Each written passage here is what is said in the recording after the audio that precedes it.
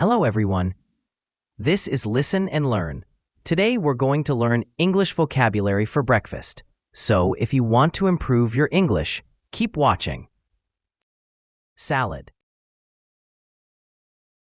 sausage, tea, cookies, baked beans, coffee, muffin, oatmeal, jam, sandwich, croissant, toast and butter, bagel, waffle, flatbread, hot chocolate, orange juice,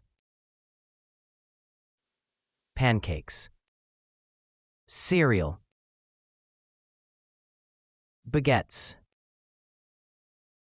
scrambled eggs, milk, cornflakes, honey, beacons and eggs, bread, porridge,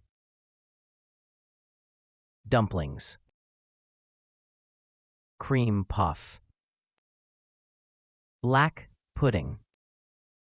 That's it for today. Now you know many English words related to breakfast. Keep practicing, and soon you'll be able to talk about your favorite food in English. Oh, if you liked this video, please give it a like, subscribe to Listen and Learn, and leave a comment. See you in the following video.